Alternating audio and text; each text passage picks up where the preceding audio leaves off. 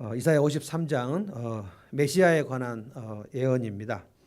그런데 이사야가 메시아가 태어나기 800년 전, 이사야는 이스라엘 역사에서 아주 유명한 선지자인데 예수님보다 800년 전 사람입니다. 그런데 오늘 이사야가 하나님으로부터 받은 계시로 메시아가 당할 일에 대하여 말씀을 합니다. 삼 선지자들에게는 하나님께서 보여주시는 것이 있습니다. 그거를 계시라고도 하고 또 환상 또는 이상 이렇게, 그리고 영어로는 이제 이걸 비전이라고 합니다. 하나님이 보여주셔요.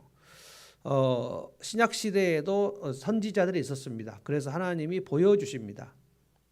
지금 이 시대에도 가끔씩 환상을 보여주시는 경우도 있습니다. 자주는 아니어도 그렇게 환상을 보는 사람들도 있습니다. 지금도. 그런데 이제 지금 나오는, 지금 우리들에게 일어나는 여러 가지 환상은 그것이 계시라고 할 수는 없어요. 그런데 이제 선지자들의 환상은 계시라고 합니다. 그래서 구약의 선지자들과 신약의 사도들, 이들이 쓴 편지는 계시라고 합니다. 그래서 이제 구약 성경, 신약 성경이 된 것이고요. 그런데 이사야가 사실은 또 이 60장 이후에 가면 예수님이 다시 오셔서 하실 일들도 또 예언을 했습니다. 그런데 이사야가 이렇게 예수님이 초림 때는 이렇게 되고 재림 때는 이렇게 되고 이런 것을 구분해서 말씀하지 않았어요. 선지자들은 예수님이 오실 때 메시아가 한 번에 걸쳐 오시는 것으로 이해를 했습니다. 실제로 마지막 선지자인 세례 요한마저도, 세례 요한은 예수님에게 뭐라고 했냐면, 사람들에게 보라 세상 죄를 지고 짊어지고 가는 어린 양이다 라고 얘기를 했어요. 그런데 세례 요한이 감옥에서 예수님께 제자들을 은밀히 보내서 오실 그이가 당신이 맞습니까? 아니면 우리가 다른 일을 기다려야 됩니까? 하고 생각할 정도로 예수님이 복음을 전하시는 그 장면이 세례 요한이 생각할 때 메시아가 오셔서 하실 일, 그러니까 선지자들은 예수님이 다시 오셔서 하실 일과 처음 초림에 오실 일을 구분하지 못했습니다. 그게 구약 선지자들의 한계예요. 그래서 세례 요한도 너무나 혼란스러워 가지고 은밀하게 한번 물어본 적이 있어요. 예수님께 당신이 메시아가 맞습니까? 라는 말을 물어본 적이 있다고 그랬습니다. 오늘 이사야 53장은 그래서 이사야 선지자에게 이렇게도 명확하게 고난의 종 메시아에 대해서 하나님이 가르쳐 주셨구나. 이 말씀을 보면 이 이사야 선지자가 어떻게 800년 후에 하나님의 아들 독생자가 오셔서 고난의 종으로 하실 일들을 이렇게 상세하게 적을 수가 있을까? 이건 혹시 인간들이 서로 꾸며서 꽤 마친 작업이 아닐까라고 생각될 정도로 예수님이 이번 우리 고난주간에 하시는 모든 일들, 그 일들을 다 설명합니다. 우리가 잠시 이제 네 가지를 생각해 보겠는데요. 하나는 세상 안목을 가지고는 메시아를 알아볼 수 없다는 거예요. 세상 안목으로는. 왜냐하면 세상 안목으로는 예수님은 너무나 보잘것없이 이 땅에 오셨습니다. 또 하나, 그분의 대속에 대해서 이사야가 하나님께 받은 계시가 뭐냐면 그분의 고난은 절대로 누군가를 대신하는 것이었다. 그래서 대신 받는다는 얘기를 계속 합니다. 그리고 세 번째는 그 메시아가 그 대신 받는 고난을 끝까지 견디실 것이다. 잠잠히 침묵하면서 말없이 입을 열지 않고 끝까지 견디셨다. 이렇게 얘기합니다. 그리고 그 고난을 받은 다음에 영광을 얻으셨다. 이겁니다. 예수님께서 이사야 때에는 하늘 위에 계셨고 이 땅에 내려오시기 800년 전인데 이것을 이사야가 하나님의 계시를 받고 이것을 하나님의 의전회의라고 그럽니다. 하나님께서 하실 일을 참 선지자에게 이 땅에서 미리 보여주셔요. 그것을 말하는 겁니다. 거짓 선지자들은 뭡니까? 하나님이 보여주지도 않은 것을 자기가 입으로 지어서 말하는 겁니다. 그런데 거짓 선지자들이 훨씬 많았고 참 선지자들은 아주 소수여서 거짓 선지자들이 세력을 얻어가지고 참 선지자들을 겁박하고 압박하고 죽이기도 하고, 그래서 참 선지자들은 하나님으로부터 받은 계시의 말씀을 전하고 그리고 감옥에 갇히기도 하고 그리고 왕이 그 얘기를 듣고 싶지 않아가지고 죽이기도 하고, 성전 뜰에서 스가랴가 말씀을 전할 때 왕이 성전 뜰인데 저놈을 돌로 쳐 죽여라. 그래서 성전 뜰에서 피 흘리고 죽기도 하고. 오늘 이사야가 이런 말씀들을 하나님으로부터 받았구나. 어떻게 메시아가 800년 후에 오셔서 하실 일을 그렇게 명확하게 하나님께서 보여줄 수가 있는가?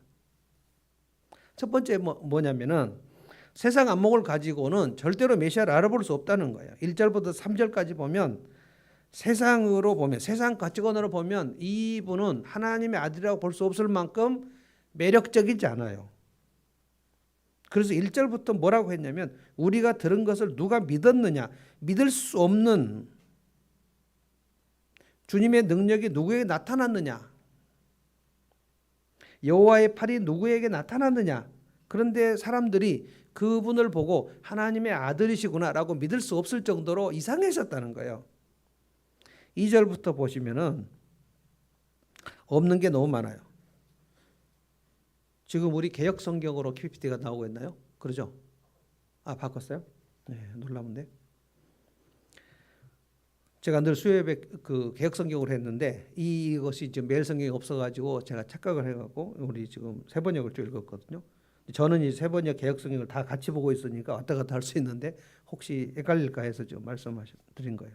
자, 2절 세 번역으로 제가 읽어보겠습니다. 그는 주님 앞에서 마치 연한 순과 같이 마른 땅에서 나온 싹과 같이 자라서, 그러니까 하나님의 나라의 아들이 하나님 이 땅에 오시는데, 내려오시는데 무슨 빵빠레가 울린 것도 아니고 그냥 한 순이 자라는 것처럼 그냥 가느다란 순, 무슨 고구마 순 같은 올라오는 것 같이 올라와서 아무도 그가 하나님의 아들로서의 영광으로 이 땅에 임했다는 것을 알아보지 못했다는 거예요. 그에게는 뭐가 없습니까? 세 가지가 없어요. 고운 모양이 없고 훌륭한 풍채도 없고 우리가 보기에 흠모할 만한 아름다운 모습이 없어요. 세 가지가 없어요. 그러니까 멋있지도 않고 대단하게 보이지도 않고 매력적인 모습도 없다는 거예요. 여기서 매력적인 게 attract인데, attractive가 매력적인데 attract가 없었다는 거예요. 세상적 가치관으로 보면 이 메시아는 누구든지 무시할 만하였다는 것입니다. 하찮게 보였다는 거예요. 그러니까 세상은 항상 그렇지 않습니까? 저는 이 세상의 가치관이 가장 극명한 게 대한민국이라고 생각합니다. 그것은 돈. 우리나라는 지금 돈이 들어올 수 있으면 무슨 짓이든 하는 사람들이 점점 많아지고 있습니다. 그리고 그 돈으로 물질을 사고 돈으로 권력을 사고 그래서 줄을 대고 아부를 하고 뇌물을 주고 편법을 쓰고 그래서 부패가 이루어지는 이것이 세상 가치관이죠. 그런데 세상 가치관은 일단 가장 유명한 가치관이 뭐냐면 유능한가 이것입니다. 유능한가. 그래서 무능하거나 못생기거나 볼품이 없거나 그러면은 무시당하고 차별당하죠. 그런데 예수님은 그렇다는 거예요. 지금 이사야가 이걸 본 겁니다. 메시아가 이 땅에 올 때 이것은 이제 초림이기 때문에 하나님의 아들이 이 땅에 내려올 때 고운 모양이 없을 것이다. 풍채도 없을 것이다. 풍채는 마제스티인데 위험이 없을 거라는 거예요. 위험이. 그러니까 누가 봐도 벌벌 떨 만한 그런 모습으로 오지 않는다는 거예요. 흠모할 만한 아름다운 모습이 없다. 와, 저분은 정말 대단하다. 이런 것도 없다는 거예요. 그래서 3절이 뭡니까? 그런 사람들에게 멸시를 받는다는 거예요. 아무렇게나 함부로 취급을 받는다는 거예요. 버림을 받는다는 거예요. 고통을 많이 겪고 그는 언제나 병을 앓고 있었다. 그래서 사람들이 그에게서 얼굴을 돌렸다. 마치 무슨 큰 흉악범을 보는 것처럼 가다가 우리가 가끔 길에 가다가 저는 차를 타고 가다가 그 로드킬이라고 하죠. 길에 그 고양이나 강아지들이 차에 치여서 그 죽은 시체가 있어요. 그거를 이렇게 보고 어떤 차도 멈춰서 그 고양이나 그 강아지를 치우지 않습니다. 보통 그냥 이렇게 보고 지나가는데 좀 잔인하게 그 죽은 시신들도 있어요. 안 봅니다. 이렇게 안 보려 그래요. 흠칫하고 고개를 돌려요. 그런데 지금 이 땅에 오신 하나님의 아들을 보고 그 모양이 너무나 보잘것없어서 흉측하게 보여서 그냥 고개를 돌릴 정도라는 거예요.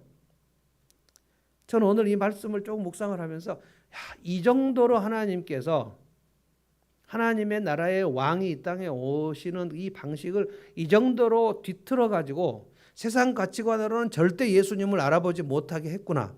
그러니까 우리가 지금 빌라도 신문을 받았고 대제사장 신문을 받았고 헤롯 왕도 신문을 받았는데 그들이 예수님 하나님의 아들을 눈앞에 보고도 절대로 알아보지 못하지 않았습니까? 왜냐하면 위험이 없으니까.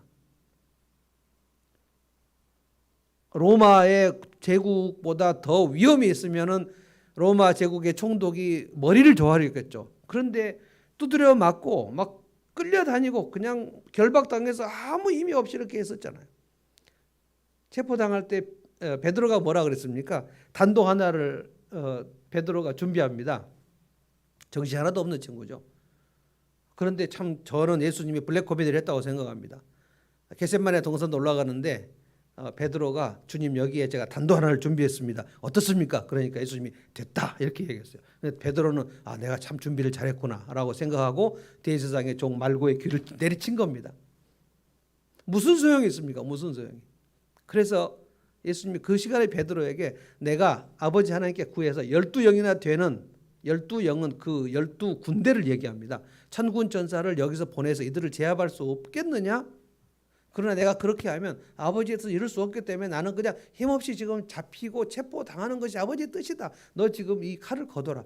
여기서 유명한 칼로 쓰는 자는 칼로 망한다. 이 말씀하신 거거든요. 그러니까 아주 멋있고 위험 있고 웅장한 모습으로 하나님 아들이 내려오면 누가 안 믿겠냐 이 말이에요. 다 멸시를 했고 버림을 받았고 그리고 3절 그는 실로 우리가 받아야 될 고통을 대신 받고 우리가 겪어야 될 슬픔을 대신 겪었다. 3절 네 이겁니다. 이게 잘 안 보이기 시작했어요. 잘 안 보여요. 설교를 할 때 돋보기를 따로 써야 될 이제 시점이 돌아온 것 같습니다. 3절 찾느라고 한참 걸렸어요. 3절 마지막에 읽어보겠습니다. 우리도 덩달아 그를 귀하게 여기지 않았다. 그를 귀하게 여기지 않았어요. 그러니까 알아볼 수가 없었다는 거예요. 왜 그러냐면은 간고와 질고를 많이 겪었다. 이 말은 그는 늘 얼굴이 슬퍼 보였다는 거예요. 슬픔의 사람. 영어로 man of sorrow라고 되어 있어요. 그는 슬픔의 사람이었다. 그리고 질고를 많이 알아서 굉장히 고통이 익숙했다는 거예요. 그러니까 우리로 말하면 그는 병약하고 창백해서 누가 봐도 이 사람은 아픈 사람이 아닌가라고 생각할 정도로 그리고 힘이 없고 아프고 좀 창백하고 뭐 이렇게 병약한 모습이었다는 거예요. 실제로 우리가 2000년 전에 예수님의 모습이 어땠는가를 우리는 상상할 수 없습니다.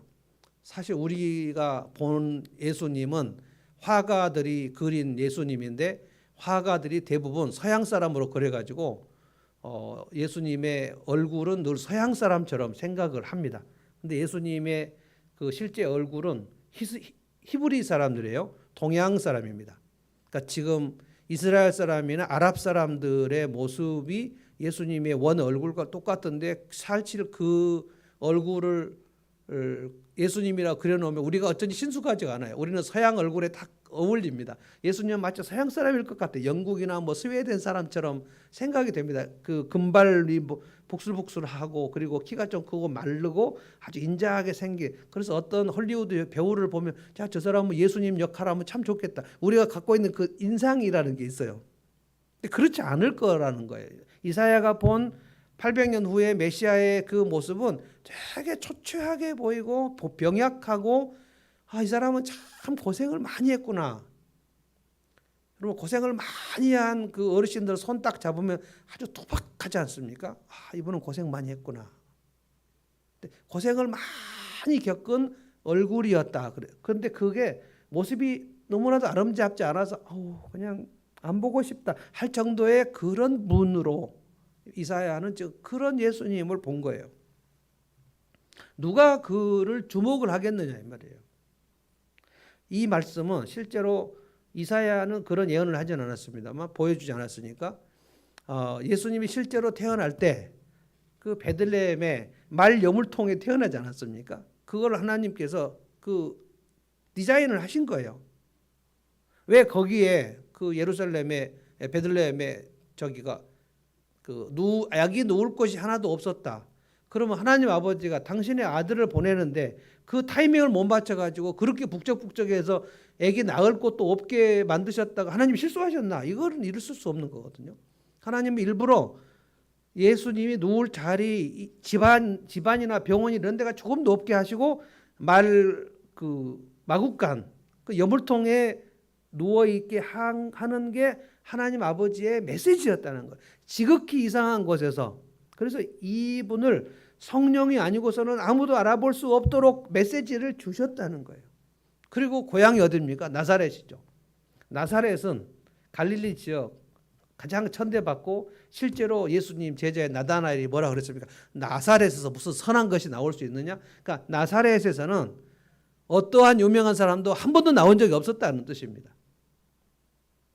우리나라에 뭐 그런 지역이 있는지 모르겠는데 어떤 지역을 딱 보면서 야 저기는 어떻게 우리나라에서 뭐 국회의원이나 대통령이나 어떤 사람도 한 사람도 유명한 사람이 나온 적이 없는 그런 마을을 지칭할 때 그걸 나사렛이라 그랬다는 거예요.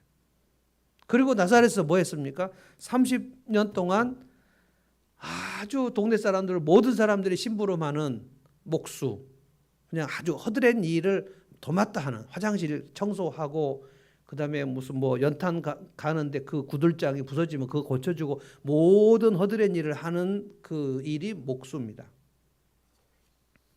그래서 그냥 무시받을 만하다. 그런데 예수님이 나중에 공생애를 하면서 나사렛으로 고향에 가가지고 내가 하나님의 아들이라고 그랬을 때 나사렛 사람들도 예수님을 무시했잖아요. 그래서 막 떠밀치고 뭐.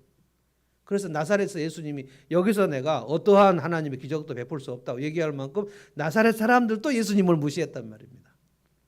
모든 이스라엘 사람들은 나사렛 사람을 무시했는데 나사렛 사람들은 예수님을 무시했어요. 이 출생이 그래서 아주 그 지체가 높은 사람들은 지체가 아주 어디서 굴러먹는지 모르는 사람은 근본이 없다 이렇게 얘기합니다. 예수님은 세상 사람들의 가치관으로 볼 때 근본이 없었어요. 그래서 예수님이 마태복음 16장에 베드로가 고백을 할 때 신앙 고백 주는 그리스도시요 살아계신 하나님의 아들이십니다. 고백할 때 정말 기뻤습니다.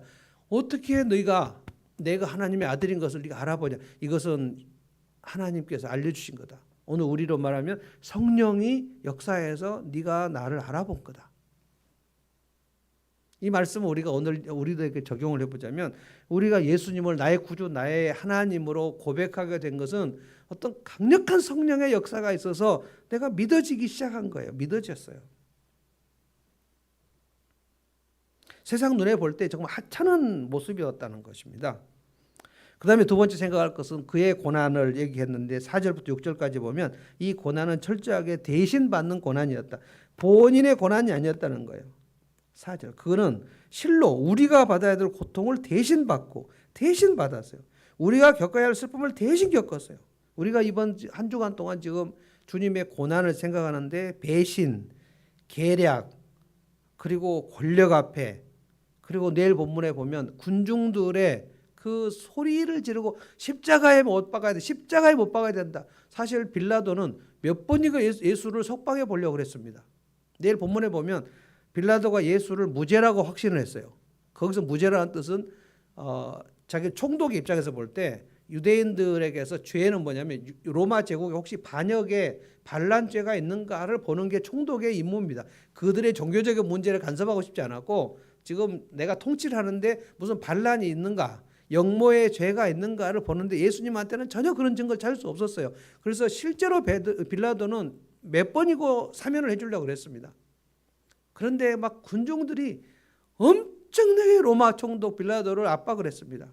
내일 본문에 보면 4번이나 그들이 소리를 질러 그 군중들이 계속 빌라도를 압박하니까 빌라도가 굴복을 한 겁니다. 예수님이 가만히 계신 거예요. 그 모든 고난이 우리가 받아야 될 고난이었다는 거예요. 그런데 보십시오. 4절을 보면 또 우리가 생각할 것이 있어요. 그는 실로 우리가 받아야 될 고통을 대신 받고 우리가 겪어야 할 슬픔을 대신 겪었다. 그러나 우리는 그가 징벌을 받아서 하나님께 맞으며 그가 뭘 잘못해 갖고 맞고 고난을 받는다고 생각했다는 거예요. 그분이 무슨 죄가 있어서 그랬을 것이다. 이것은 무슨 뜻입니까? 나 때문에 그분이, 죄 없는 그분이 고난을 받으셨다는 사실이 얼른 믿어지지 않았다는 겁니다. 저는 모태신앙으로 20년 동안 예수님이 나 때문에 십자가에 지셨다는 사실을 믿지 못했어요. 안 믿어졌어요. 우리 교회 목사님이 이 메시지를 고난주간마다 설교했을 것이고 정말 훌륭한 목사님이었거든요. 김일라 목사님. 복음에 대해서 늘 설교하시고 그랬는데 저는 설교 메시지가 귀에 들어오지 않았거든요. 매주 빠지지 않고 갔습니다. 그런데 깨닫지 못했어요. 어느 날 21년째 어느 날 깨달아졌어요. 그러니까 20년 동안 신앙생활은 뭡니까? 내가 내 예수님의 십자가의 고난을 들을 때 저분이 나의 죄 때문에 저분이 고난을 받아서 그거 연결이 안 되는 거예요. 연결이. 그분이 뭘 잘못했겠지라고 생각한다는 거예요. 5절입니다. 5절. 그러나 그가 찔린 것은 우리의 허물 때문이요. 이것이 우리 메시아의 고난에 대해서 가장 유명한 구절 중에 하나입니다. 그러나 그가 찔린 것은 우리 허물 때문이고 그가 상처를 받은 것은 우리 악함 때문이다. 그가 징계를 받음으로써 우리가 평화를 누리고 그가 매를 맞음으로써 우리의 병이 나았다. 찔림과 허물인데요. 그가 상처를 받은 것은 개역 성경으로 제가 또 한번 읽어볼게요. 이런 거는 또 개역 성경 읽어야 또 맛이 있습니다. 그가 찔림은 우리의 허물 때문이요 그가 상함은 우리의 죄악 때문이라. 그가 징계를 받음으로 우리는 평화를 누리고 그가 채찍에 맞음으로 우리는 나음을 받았도다. 좀 라임이 있죠. 라임이 있어야 되는데요. 찔림과 상함을 얘기했는데 또 생각을 해봅니다. 이사야가 예수님이 창에 찔리는 모습을 환상으로 본 거예요. 어떤 한 분이 창에 찔리는 모습이 800년 후의 모습이 보인 거예요. 찔리는구나. 근데 그 창에 찔리는 그분의 죄가 아닌데 누구의 죄로 찔리는구나. 그걸 본 거예요. 찔림은, 그리고 상함을 영어로 보니까 크러쉬인데요. 크러쉬는 뭐냐면 자동차가 팍 부서져 버리는 게 크러쉬입니다. 정면에 충돌할 때 자동차가 완파돼 버렸을 때 부서지고 깨어지는 게 크러쉬거든요. 그의 몸이 박살이 난 것을 지금 얘기하는 겁니다. 이게 로마 총독 빌라도의 관저 뜰에서 브라이도리온이라는 그 뜰에서 쇠가 박힌 그 채찍으로 얼마나 맞습니까? 온 몸이 박살이 나는 거예요. 그 박살이 난 거를 그것은 내 죄 때문에 그분의 몸이 박살이 났구나. 실제로 우리가 성찬을 한다는 게 뭡니까? 그 살을 찢어서 우리가 그 빵을 찢을 때 금요일날 그거 할 텐데 빵을 찢을 때 우리가 꼭 그 생각해야 돼. 주님의 살이 찢겨지는구나. 룰루랄라 하면서 성찬을 할 수 없는 이유가 그겁니다. 온몸이 부서지는 경험. 이게 크러쉬입니다. 크러쉬. 찔리고 부서지는 그 시간이 그게 내 죄 때문이구나. 이것은 대속이라고. 대속. 그분이 하늘 영광을 버리고 오신 거 아니에요. 조롱과 수치와 배신. 저는 첫날 가룟 유다의 배신을 묵상하면서 그래 나도 60평생 살면서 이런 저런 종류 크고 작은 배신들을 경험해 봤는데 믿었던 사람이 저렇게 멀리하고 등을 돌리고 하는 일들이 있었는데 참으로 쓰라렸는데 그게 주님의 고난의 첫 번째 패키지로 있었던 거구나. 맨 먼저 고난이 그거였거든요. 가룟 유다의 배신. 겟세마네 같이 동고동락하던 그 친교의 장소를 배신의 장소로 만드는데 그 가룟 유다가 막 선생님 하고 올라오지 않습니까? 산 밑에서 신호를 짜지 않습니까? 내가 선생님 하고 가서 그분에게 입을 맞추면 그분을 체포해라. 가지고 막 껴안고 말이죠. 그 예수님이 다 보고 이미 알고 있었는데 그걸 견디시는 거죠. 6절 말씀을 또 보겠습니다. 우리는 모두 양처럼 길을 잃고 각기 제갈 길로 흩어졌으나 주님께서 우리 모두의 죄악을 그에게 지우셨다. 이게 담당시키셨다. 담당이 뭡니까? 이게 레이돈, 손을 안수하는 거예요. 우리 레위기에서 그거 생각했죠. 짐승 한 마리 끌고 와가지고 그 죄인이, 제사장이 아니고, 제사장도 자기 죄를 지었을 때는 자기 짐승에도 안수하는 거고, 각자 죄인이 소나 양이나 염소 한 마리 끌고 와서 그 나를 위해서 대신 피를 흘린 그 짐승의 머리에 안수하고, 이게 담당시키셨다. 우리의 모든 죄악을 그에게 지우셨다는 뜻입니다. 이게 대속이죠. 그 짐승이 그러니까 우리 예수님이었다는 거예요. 첫 번째로 세상 안목으로는 이 메시아를 알아볼 수 없다. 너무나도 하찮고 보잘것없이 오셔서 그분은 막 위험이 없게 보여서 성령으로 아니고는 그분을 알아볼 수 없다. 성령이 아니고서는 고난주간도 의미 있게 보낼 수 없습니다. 다른 날하고 아무 차이가 없이 생각이 드는 거예요. 내가 왜 이 고난주간에 새벽에 일어나야 되는가? 의미를 찾을 수 없는 거예요. 그냥 좀 더 자지. 그냥 새벽에 기도를 하자고 그래. 그냥 목사님이나 기도하지. 그게 아니거든요. 이 날, 오늘 새벽에 제가 그 말씀 드렸잖아요.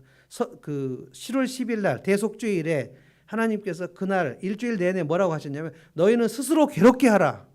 그 짐승이 너를 위해서 피를 흘리는 그 대속주일에 너희 스스로 애통하라는 거예요. 생각을 하라는 거예요. 십자가를 생각하라는 거예요. 생각하기 싫은데 생각을 하라는 거예요. 예수님의 몸이 왜 부서졌는지 아냐, 왜 크러쉬가 됐는지 아냐, 네 죄 때문이었다는 거예요. 그것을 생각하라는 거예요. 생각. 그게 대속입니다. 그리고 7절부터 9절까지 봅시다. 세 번째, 그분이 견디십니다. 말없이. 7절, 그는 굴욕을 당하고, 개역성 이건 곤욕이라고 그랬고요. 여기는 굴욕을 당했는데 이거는 정말 수치, 가장 굴욕스러운 것은 아마도 헤롯 왕의 그 신문이 아니었을까. 헤롯 왕은 자기의 호기심을 충족하려고 예수님을 신문하려고 그랬어요. 그래서 대제사장들에게 내가 좀 한번 신문을 하겠다. 그리고 그 재미를 좀 보려고 그랬어요. 예수님하고. 엔터테인먼트로 예수님하고 놀라고 그랬다고요. 그리고 나중에 로마 군병들이 또 예수님의 옷을 벗기고 붉은 옷을 입히고 그리고 유대인의 왕이여 하고 절하고 뺨 때리고 굴욕을 당하는 거예요. 그래서 우리가 굴욕을 당할 때 얼마나 고통스럽습니까? 굴욕을 당할 때.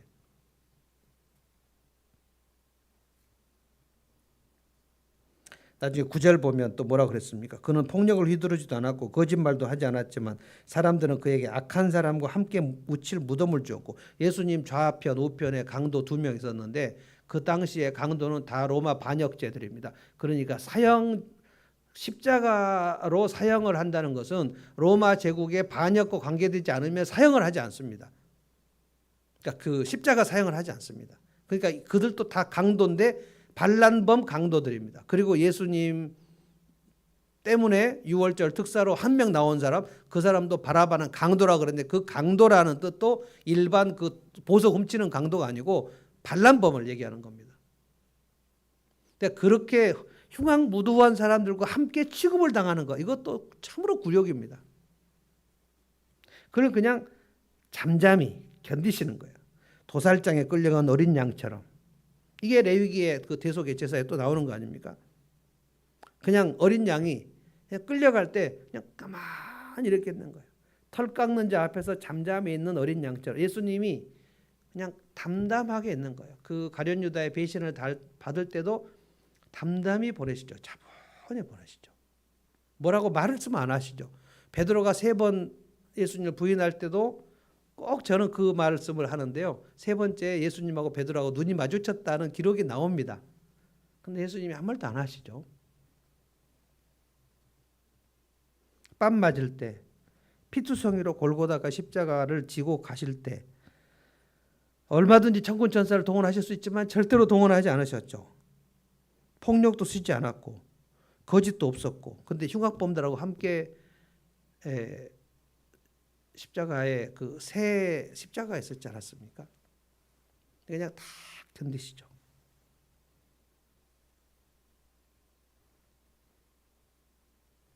(10절에) 보시면 주님께서 그를 상하게 하고자 하셨다. 이거는 여호와를 말합니다. 여호와 하나님께서 그를 상하게 하고자, 그를 박살내기로 하나님 아버지가 결정을 하셨다는 거예요.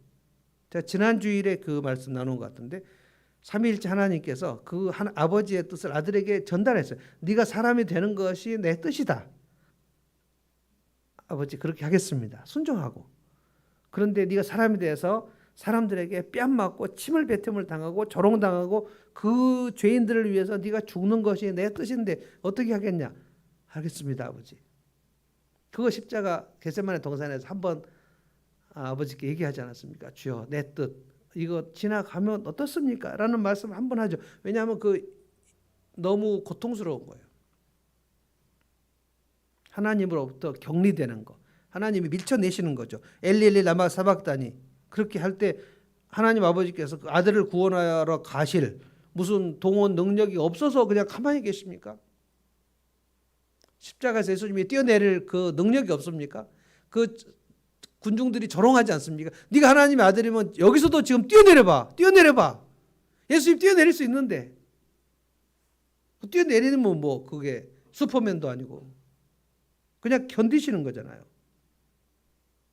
그래서 우리가 주님의 길을 뒤를 따라가는 제자이면 이 견디는 능력을 길러야 된다는 거예요. 견디는 능력을 길릅니다.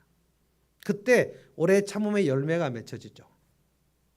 지금 뭐 되는 일이 없지 않습니까? 오늘 저녁에는 오후에 갑자기 조영준 목사님한테 급한 전화가 온 거예요. 지금 목사님 저는 밖에 있는데 제 아내가 지금 구급차를 타고 병원으로 가는데 어디로 가는지 현지 잘 모릅니다. 그러니까 사모님이 집에서 쓰러져 가지고 그 돌이 돌면 제가 몇 사람한테 들었는데 정말 미칠도록 아픕니다. 저는 안 겪어봤지만 많이 들었습니다. 대굴대굴 구르는 거죠. 근데 혼자 계셨어요. 목사님 없고 유상이도 학교 갔고 혼자 있다가 대굴대굴 굴렀는데 얼마나 두렵고 무서웠겠습니까? 뭔지도 모르는데. 그래서 이제 구급차를 본인이 불러갖고 이제 간 거고 그 전화를 말을 잘 할 수 없는 상황에 남편한테 한 거고 그 남편이 그 얘기를 듣고 저한테 전화를 한 거고. 큰일 났다. 뭐지? 저는 이제 장이 터진 제 아내의 그 스토리가 있기 때문에 이게 위가 뭐가 어떻게 됐나? 막 굉장히 많은 생각의 스펙트럼이 막 가면서 뭔가 주님 도와주십시오 이 얘기만 하고 있었죠. 담낭이었죠. 그런데 이제 오늘 그분이 반주자 아닙니까? 우리 교회 유일한 반주자. 오늘 저녁은 그러면은 정우성 집사님의 기타다. 그래서 제가 이제 재성이 집사한테 전화를 했습니다. 그럼 PPT 좀 할 수 있냐? 할 수 있다. 8시까지 오겠다. 그런데 교회 오는데 전화가 차사모한테 온 거예요. 제가 지금 이거 뭡니까? 뭐죠? 자가 진단을 해야 될 것 같은 지금 증상이 있다는 거예요. 오늘은 이제 PPT도 없이 그냥 나 혼자 해야 되겠구나. 뭐 되는 일이 있습니까? 좀 반주셔도 없고 PPT도 없고.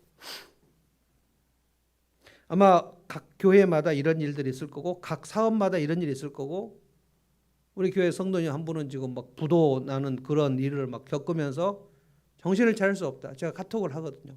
집사님 어떻게 지냅니까? 지금 모든 그것을 다 지금 정리하느라고 정신이 없습니다, 목사님. 견디는 거죠. 예수님보다 더 하시는 굴욕을 당하시면서 피투성이가 되는데 견디신 거 아닙니까? 왜냐하면 다 이루었다라는 그 말씀하실 때까지 끝까지 견디시는 거죠. 끝까지. 초대교회 성도를 또 끝까지 견뎠을 거예요. 어떤 이들은 진짜 콜로세움에서 화형도 당하고 어떤 이들은 그 예배 드리는 장소를 누군가가 가서 또 고발해가지고 예배 드리다가 그 로마 군사들이 들이닥쳐가지고 끌려가기도 하고 무슨 예배를 끝까지 드릴 수 없는 그런 시간들도 많이 있었을 거예요. 견디는 거죠. 그러면 이제 네 번째 고난 이후에 영광입니다. 영광. 11절 12절 보면 11절 보십시다. 고난을 당한 뒤에 그는 생명의 빛을 보고 만족할 것이다. 이사야는 이걸 또 본 것입니다. 고난 당한 뒤에 십자가 이후에 무슨 일이 일어나는가도 이사야는 본 거예요. 12절 그러므로 나는 그가 존귀한 자들과 함께 자기 몫을 차지하게 하며 강한 자들과 함께 전리품을 나누게 하겠다. 그러면 전리품 제가 많이 설명했는데 전리품은 승리한 군사들만 얻는 것이 전리품입니다. 예수님이 십자가에 죽으시고 무덤에 들어가셨을 때 이번 주일에는 그 예수님의 무덤을 집중적으로 생각해 보려고 합니다. 무덤에 들어가셔서 잠들어 계시다가 주일 아침에 강력한 비춤으로 예수님이 일어나지 않습니까? 그런데 여러분 무덤은 예수님이 밀고 나오셨을까요? 예수님은 돌문이 필요가 없습니다. 그 부활한 몸은. 나중에 제자들 막달라 마리아 들어가라고 문이 열려 있는 거예요. 그 엄청난 역사들이 일어났고 거기에 로마 군사들이 지키고 있다가 그냥 갑자기 쭉 죽은 자들까지 떨어져 버리고 예수님이 그냥 스르르 나오시고 그리고 나서 주님은 아주 영광스러운 몸. 이제 낮아지심이 있다면 성육신은 낮아지시는 거고요.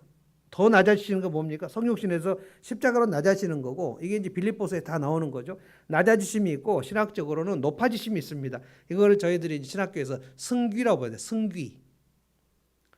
주님의 높아지심. 그거는 뭐냐면 부활하심. 그리고 높아지시는데 빌립보서 2장에 뭐라 그랬습니까? 그를 하나님께서 부활하셔서 그를 지극히 높여 하늘 위에 있는 것이나 하늘 아래에 있는 것이나 하늘에서 땅 아래에 있는 것의 모든 이름을 예수의 이름 앞에 무릎 꿇게 하시고 높이신다는 거예요. 그래서 우리가 이 고난을 견디는 사람은 그 고난 이후에 어떤 영광이 있는지 현재의 고난은 장차올 영광에 좋게 비교할 수 없는 지극히 경한 것이다. 이렇게 경한 것이다. 이게 믿음입니다. 이 환난은 하나님이 보실 때 이거는 너희들에게 경한 것이다. 이거 조금 견뎌라 이거예요. 잠깐만 견뎌라. 그러면 그 견딘 이후의 영광은 대단할 것이다. 이것을 기다리는 거예요. 그래서 제가 오늘 첫 시간에 주님의 재림에 관한 그 성시교독을 읽은 겁니다. 견디라는 거예요. 승리의 전리품을 주님이 나눠주실 거다. 골로새서 보면 사도 바울이 이거를 뭐라고 그랬습니까? 제가 읽어볼게요. 하나님께서 하늘의 모든 통치자들 권세자들의 무장을 해제시키고 그리스도의 개선 행렬의 포로로 내세우사 모두의 구경거리로 삼으셨다. 예수님의 십자가와 부활과 그리고 승천 이것을 하나님은 뭐라고 생각하시냐면 온 우주를 승리하신 개선 장군이 개선 행렬 퍼레이드를 하고 그리고 악한 권세자들을 거기에 포로로 삼아서 그 쭉 줄에 달아서 이끌고 가고 모든 자들의 구경거리가 되게 하셨다는 거예요. 예수님이 너희가 세상에서 환난을 당하나 담대하라. 내가 세상을 이겼다 그랬죠. 승리자. 저는 마지막 시대가 훨씬 더 가까이 왔다고 지금 믿는 사람입니다. 왜냐하면은 제가 눈으로 보겠어요. 사람들의 믿음이 식어지고 쓰러지는 모습을 봅니다. 저 사람 믿음이 좀 식어지고 있구나. 그 사람의 인간성이 황폐해지는 모습을 봅니다. 오늘 무슨 뉴스를 저희가 들었습니까? 중학생인지 고등학생인지 모르겠는데 수업 시간에 자고 있으니까 선생님이 깼는데 그 아이가 선생님이 깨서 기분이 나쁘다고 동네 가고 5분 거리에 동네 가서 칼을 하나 훔쳐가지고 선생님이 가슴을 찔러버렸잖아요. 이 정도가 됐습니다 이제. 그러니까 선생님들은 이제 자는 아이 깨우다가는 칼 맞게 생겼어요. 예전에는 이런 일은 별로 일어나지 않았습니다.